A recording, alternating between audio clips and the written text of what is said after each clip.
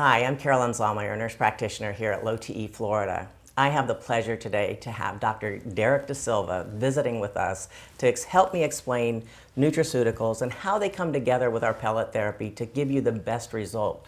We want to promote not only good hormones, but good health, and they all come together and work together. And so we're going to go through our supplements that we most likely would recommend to you, and we'll go over each one and show you how they tie together. Dr. DeSilva is a nutritional guru in my world. I've studied under him for years and think he's absolutely brilliant. So I hope we can explain things to you today that are going to be crystal clear so you'll understand why you come in to get your hormones fixed and you end up with a bag of supplements leaving the building. I feel like sometimes that's a little odd, that you come in for one thing but end up with another. So we're going to explain how it all ties together. So Dr. DeSilva, thank you so much for coming. My pleasure. Thank you for the invitation. And I really want to just briefly mention elaborate on what you just said. What people have to understand is that hormones are part of the way the body works. In order for hormones to work the way they do, there are certain cofactors. There are helpers, if you will, that enhance the effect of the hormones. So that's why what you said is so critical. B vitamins, vitamin D, DIM, these all work together. If you just gave somebody hormones, okay, that's okay. But don't you want to boost the octane in the engine? And that's exactly what happens with the supplements. I had a guy early on when I was first pelleting. He came in, we optimized his hormones. They were perfect on the labs, and he comes in at 6 weeks saying, I feel nothing. And I said, well, are you taking the supplements that I recommended? He said, no, I bought them all. And I said, well, buying them and taking them are two different things. So go home, dust them off, and start taking them, and come back and see me in 2 weeks. He walked in with his arms up, feeling like Superman. He said it finally all came together. So a lot of times when people aren't having what they thought they were going to have as an experience with the hormones, when I ask, how much DIM are you taking? Oh, I don't need that. Yes, you do. Right. So let's start with DIM. Sure. LowTE DIM, one of my favorite products. I recommend it to everybody on hormones. It helps the hormones metabolize down the safest pathways. It helps your hormones just work better, last longer. So Dr. DeSilva, please share with us more about DIM. So DIM stands for diindolylmethane. It is an extract from cruciferous vegetables. Now, you're not getting a bunch of vegetables in here. You're getting the extract from the vegetables. Let's talk about men first. What DIM does in men, it's called a natural aromatase inhibitor. When we pellet somebody, when we put testosterone into that man, what happens is that sometimes that testosterone will get converted to estrogen. We don't want that to happen. We want testosterone to stay as it is in the form of testosterone. And that is exactly what DIM does. It prevents the aromatization or the changing from testosterone to estrogen. I make it pretty clear to the guys that they need to take this twice a day to help prevent man boobs, belly fat, feeling sluggish and tired, and prostate problems down the road. It's very protective for the prostate. Absolutely. And this is how I get my patients to take the DIM that I have that are on testosterone. I say to the guys, and please excuse this, do you want breasts? If you don't want breasts, you have to take this because it's exactly what you just said. That aromatization process, that conversion of testosterone to estrogen will make your breasts enlarge. It will change your mood. It will increase the size of your belly. So there's all of these things. And this is something that is critical to prevent that from happening. Yeah. Men need a little bit of estrogen, but not a lot. Correct. They Correct. have to have some, else they're not going to feel well. And a lot of guys, when they see it on their lab report, they're like, why are you testing, the estrogen? Well, it's very important that we see where those levels are because we don't want it too high. Right. And it's the same thing that we want for women, right? Yes. We want a little bit of testosterone in women. So what DIM does, or what the diindolylmethane does in women, is that it sends estrogen down the right pathway. It's exactly what you just said. It's protective for the breast tissue. It's protective for the ovaries, for the uterus, for the cervix, and it raises the free testosterone just a little bit in women also.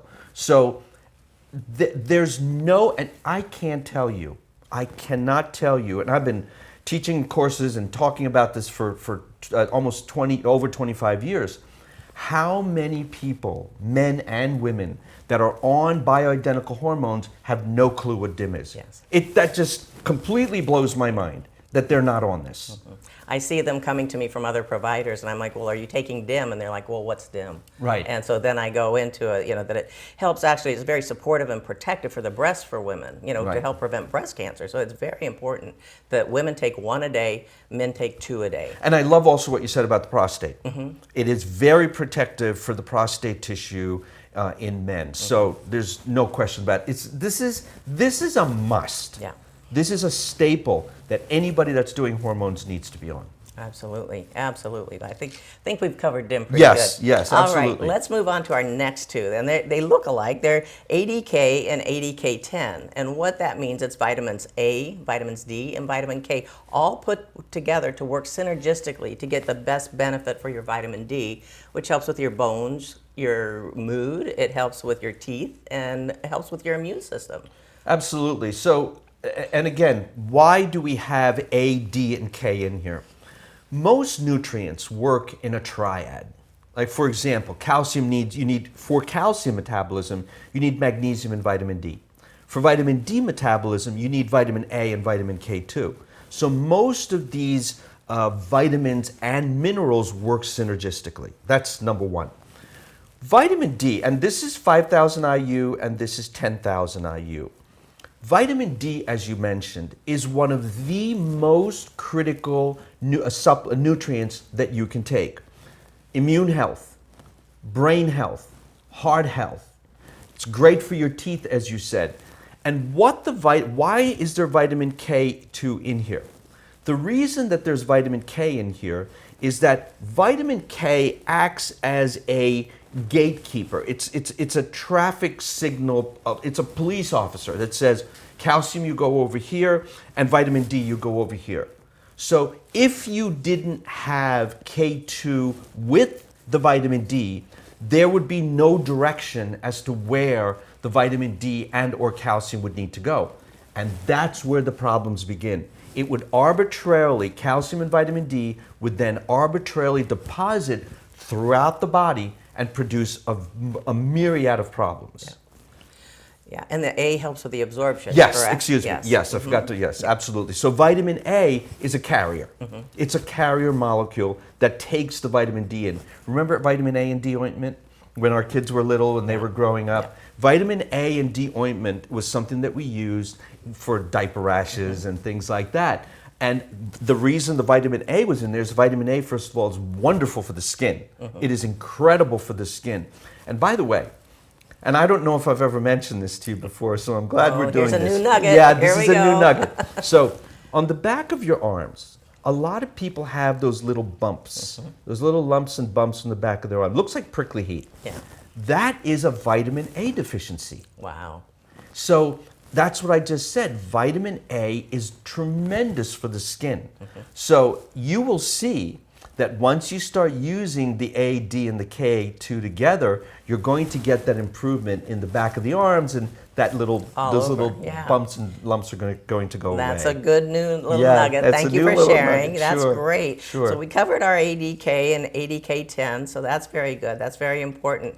It's really interesting to me. I read a lot of research articles, as you do as well, and many times one of the common things I pull out of that for all these different disease processes is you're more prone to it if you have a low vitamin D. Oh, yeah. And it just pops up here, and then there were studies about with COVID, everybody that was being admitted into the hospitals all had low D, to the point that they were just shooting them up with D as soon as they came in. Right. Well, believe it or not, on that note, as I said, immune health, right? Vitamin D is critical for immune health. The studies they were referring to, what you just referred to, was in the African American population. What they noticed was that the mortality was much higher. One of the factors, and I'm not saying all the factors, but one of the factors was that their D levels were so low. It is very well documented that in the African American population, D levels, over 95% of the African American population is deficient in vitamin D. and which contributed to their morbidity, not only morbidity, but also to their mortality. Right. So fixing your vitamin D level, and by Yeah. the way, between 60 and 80, right? Yes, that's our goal on the Right. labs. We yes. want optimal, we don't want normal. Yes. Because normal is a risk factor for disease. We want optimal, Exactly. which is the level between Yes. 60 and 80. A lot of people say, I'm sure my D's fine because I play tennis every day here in South Florida. And then I'll test their labs and it'll be like below 30, below normal, the normal or reference range on the labs. And, even though we love our sun here, our boat, the beach, everything, we still need to check our D levels and check them yearly, right? Absolutely. You don't want Absolutely. too much and you don't want too little. Absolutely. And what's interesting is that I see patients here in Florida. I've seen patients in the Caribbean, in Puerto Rico, and their levels, they're in the Caribbean, you're living in Florida. Why are my levels low? Well, sunblock, you're wearing long sleeve shirts, you're always wearing a hat. Yes, you need to protect yourself from the sun. And if you have, God forbid, some skin cancer or something going on, your dermatologist says, don't go in the sun. Don't go in the sun. Yeah. That's where the supplementation, but this is for everybody. Absolutely. Absolutely. That's why we include that on our original panel, and then we test it Yes. once a year. Iodine. Whenever I have a patient that we're optimizing their thyroid, because we test labs for the thyroid as well as the sex hormones, when I optimize their thyroid, I always encourage iodine. And iodine is a very important part of your body that helps you create thyroid, correct? Correct. Correct. What iodine does, and by the way, here's a little piece on why. In the 1960s, iodine was taken out of bread and pasta. Bromide was introduced into the bread and the pasta. What that caused was bromide is very similar to chlorine and chloride. What that did was that it displaced all of the iodine from the thyroid gland, and we saw this massive increase of underactive thyroids. Why? Because iodine was taken out of the bread and the pasta and some of the baked goods. Iodine is so critical for the thyroid, but the greatest concentration of iodine is not in the thyroid. The greatest concentration of iodine is, where do you think it is? It's not the thyroid, it's in breast tissue. So women with fibrocystic breast disease, women with ovarian cysts, uterine cysts, the way I treat them is I give them iodine. Now, I send them to the gynecologist, make sure there's no malignancy here, there's nothing bad going on here in the uterus or the ovaries. If they say they're benign cystic disease, do the iodine. Absolutely. And what iodine also does is that iodine converts the inactive form of thyroid, which is T4, converts it to T3. So you get more of the bioavailable active thyroid that's going to help with your metabolism for your weight, your hair, your heart, your skin, all kinds of different things. It's like the master conductor of the orchestra. It takes care of your whole body. So that's very important that we do this. And most people are deficient in iodine because they did take it out of our food, out of our salt even. There was, remember the Mortons, they took it out of there. The now iodinized salt. You can buy it separate, but you told me years ago that, every said, oh, I eat salt, I have iodine salt. Once you open that carton, the iodine disappears within a month, right? Yes. And who eats? Oh, you better not Right, be using right. that much salt that in much a in a month. month. True, true. So yes, so that's a very good supplement. But one other thing before we go on the iodine, we have to also be very careful not to do this very quickly. And I Yes. know we talked Yes. about this. When you start iodine, you have to start it slowly because people are so deficient. If you load too fast, what's going to happen is you're just going to feel absolutely awful. Get flu-like symptoms. Exactly. Right? Yeah. There are flu-like symptoms, and you nailed it before we started taping. You said, I think you said you start one a week. We start very slow. The very first week, our protocol is the very first week you take one capsule. Let's say you take it on a Monday. The next week, you take one on a Monday and one on Friday. So you've got 2 in that second week. The third week, 3, Monday, Wednesday, Friday. And then you build up to just 5 and never take more than 5 a week. So you have 2 days off. So you can pick which days you want off. Exactly. But we go very low and slow because a friend of mine didn't do that and started taking them every day and was on vacation in Aruba and ended up spending the whole weekend in her room feeling sick when she was in Aruba. And that's exactly so it's like, what this don't do does. that. And by the way, these two work together when it comes to hormones. What this does is that DIM and iodine also tells estrogen in women to go down the right pathway. The 2-hydroxy pathway. The 2-hydroxy pathway. Yeah. We need to have both of these to push that estrogen down the right pathway to protect the breast tissue, uterus, and ovaries. I don't know if this is a good analogy, but I tell my patients that what it does when it's pushing it down the right pathway, to picture the lotto balls that are bouncing up here, they can land this way, or this way, but this pushes them down that right pathway so that we get the best, safest use of our estrogen. I think that's a wonderful analogy.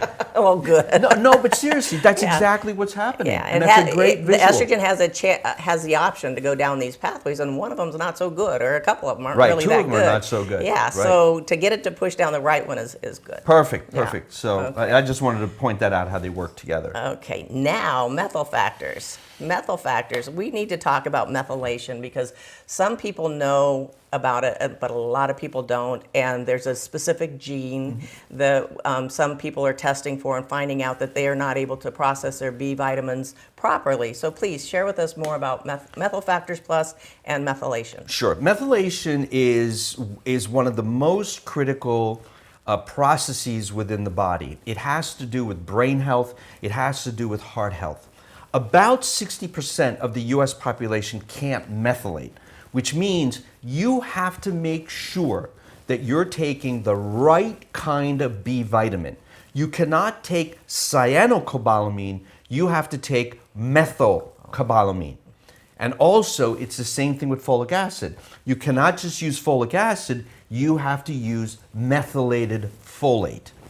Why is this such a big deal? Well, let's talk about it on two fronts, actually three fronts.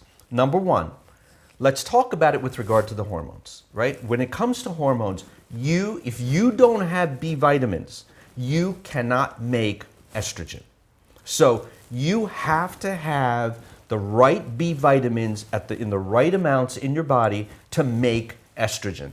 What you're doing, and we said this in the beginning, you're optimizing, I'm giving you estrogen, but now I'm telling you where it needs to go, and I'm telling you this is how it is made. These are the cofactors. These are the ingredients that allows these to work and do what they're supposed to do. So that's one. Number two, people that have low methylation or they have this MTHFR break, it's a genetic defect, if you will, and not a big deal, but you need to know about it. If you have that MTHFR break and you don't take the right form of B vitamins, which is B12, B6, B12 folic acid, you increase your risk for heart disease. So your homocysteine level will go up and you increase your risk for heart disease. One other little caveat is that there's also a very strong correlation between people that can't methylate and Alzheimer's disease and dementia. Wow. So the studies have shown that if you have high homocysteine levels, which means you're not methylating properly, you're at greater risk for developing dementia. So this isn't just about hormones, right? This is about the whole body. Good This health. is the heart, this is the brain, this is everything. Good old age. Yes, and aging That's what properly. we all want, Exactly, exactly. What I tend to recommend it for is when I see that somebody's low on their B12. They usually are coming into me with fatigue, low energy, I don't feel well.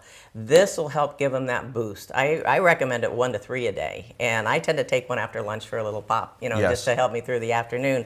But it is an energy vitamin is how I describe it, and if I do see that they're low in their B12, I do recommend this, and they do say that they feel much better. It also is good because most of my patients come in here with fatigue, coming in for hormone replacement. You would think that the libido and the sex part would be what draws them into LowTE Florida, but honestly, it's more fatigue. We're tired of being tired. We just don't, after our hormones are declining, we just don't feel well. We don't feel like our old selves. So after the treatment, it takes 4 to 6 weeks for those hormones to optimize.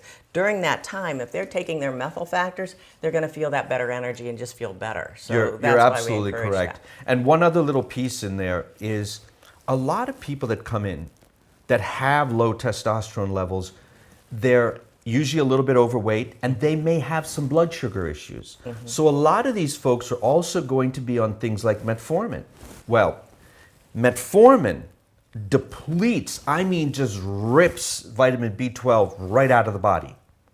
So anybody that is on any kind of an oral hypoglycemic specifically, and what I mean by oral hypoglycemics are medications, prescription medicines for blood sugar. Right. Make sure that you know your vitamin B12 levels. Absolutely. Because metformin is just going to deplete that out of the body, and this becomes critical. And I have a good number of patients on metformin, and they're also on the injectables. Yes. Some of the other drugs, they're not as bad as metformin. Right. In fact, this data was reported in, I'm not sure whether it was British Medical Journal or Lancet. It was reported in Lancet about 7 years ago, and it really hit the news. But this is critical. It's a good one. It's a good one. Now, this one, both you and I get all excited about our probiotic. It's our favorite. Well, if you have a favorite, that's our favorite little baby. Because you have to, what the probiotic, I didn't believe in probiotics until I met you. I really didn't. And then I started studying, and I grew up working in surgery, and so I'm very visual. So I needed to see what was going on. And finally, I saw a cross-section of the intestines of people with a good lining of their intestine and those who have not done any repair with the probiotic. And it looks like a golf turf, like a putting green, when it's healthy, all tight little grasses. And then through exposure to antibiotics, the stuff they put in our food these days, all the chemicals in our world, that weakens and doesn't give you the protection. And so when we take this, we're trying to repair and replace that lining and getting it nice and healthy. And why is that important? It's good for our immune system. How much is based in the gut? 70%. 70% of your immune system is based there. So to prevent colds and flus, or COVID or whatever, you need to have a healthy immune system. And then also it helps with digestion, elimination, burps. And anybody with gas, belching, bloating, burping, right? This is critical. This probiotic is my number one recommendation for good health. From birth, this is an adult formulation. They have pediatric formulations. But this to me is critical. So there's 4 functions of the probiotics. Number 1, as you mentioned, is immune health. 70% of our immune system resides in our intestine. Number 2, digestion. How many people are taking the acid blockers? Those folks are deadly. They're absolutely deadly. Those are like the omeprazole, the Pepcid, that type of thing. Yes. And in fact, when you change the pH of your stomach, you cannot absorb minerals. So you can't absorb calcium. You can't absorb magnesium. So what does that now do? You increase you can't sleep. You have muscle twitching. You have muscle aches. You have people, their blood pressures start to go up. There's a host of problems that occur when you take these acid blockers over a period of time. Absolutely. So immune system, digestion, elimination. How many people in this country are constipated? Folks, you want to get rid of the constipation? It's the probiotic. That's what you need to do. And then last but not least, the probiotics, the good bacteria, make the B vitamins. So you have to have the good flora. So not only the B vitamins, but vitamin K2. So these all work together. Like we said in the beginning. Just like we said it in the beginning. And you have to have a good, healthy gut to absorb all the good nutrients from our food, from our supplements, and for our hormones to function properly. Absolutely. And then what makes this different, right? Oh, we know what makes us different. It has the 3 most studied microbiota. Exactly. She's been listening to me for too long, folks. It has a patented capsule that opens in the beginning of your small intestine instead of your stomach. If you buy a probiotic from the grocery or Whole Foods or wherever, and you take it and it opens in your stomach, that stomach acid can kill all that good millions and billions of microbiota that you just swallowed, so it doesn't get a chance to repair and replace and fix your flora of your intestine. So that's the most exciting part about the patented capsule. I have nothing else to say. That's it. I'm leaving now. We love our probiotics, and I notice if I miss one. Mm-hmm. You know, I take it morning and night, and I notice if I miss it. Absolutely. You know, it's just like it makes me feel good. Your bowels will work better, your digestion is better, your immune system is enhanced. There's just so many benefits. And in fact, the gut is called the second brain. That's right. Right? It's the second brain. So Keep it phenomenal healthy. stuff. Now, here's our LowTE free TE. Yes. And this is my baby. This helps. Well, you can tell me all about this. Okay, this is a capsule made from a root extract from Malaysia, Tongat Ali, Uracomycin. And what it does, your liver produces a protein called the sex hormone binding globulin, and it can attach to your hormones. And when it does that, your numbers may be perfect on the labs, but you're not feeling it. You're not feeling the love. You just don't have what you were hoping to get from your hormone optimization. When you take these, I recommend patients, if they're not doing well with it, they don't have to take it. It's an optional add-on. But if you take 2 in the morning as a regular supplement, you're always going to have that bioavailable testosterone so that you're feeling really good. And then take 2 more, like a half hour or hour before exercise or intimacy, and it frees up that testosterone so you get all those good results that you were hoping for. So free TE, I take 2 in the morning as just like a regular supplement, and then add a couple in whenever you feel like you want to have a little bit more. You can take up to 6 a day safely. You know. And the other thing is, this is also, it has an aromatase-like effect, right? So it prevents the conversion of testosterone to estrogen, but it's exactly what you said, is that what this does is we don't, and this is the same thing with thyroid, by the way, we don't want your thyroid hormones stuck to proteins. We want them to be free. We want them to be able to float around and do what they do. That is very, very important when it comes to testosterone. We don't want it bound up. This unbinds it and frees it so that it is able to do what it needs to do. And you can get back that loving feeling. Absolutely. We always love that love and feeling. A little bit with the libido here. Yes. So this is it. This is our wrap up of today's talk. And I would just want to thank you so much. Is there anything else you want to add? Just to say thank you. No, thank you. I love being with you. Seriously, I Yes. really love being with you. You've been so amazing and so supportive, and I really appreciate it. We all do, and It's a little love fest here. Yeah, thank you. Thank you very much. Thank you for coming. My pleasure. Yeah.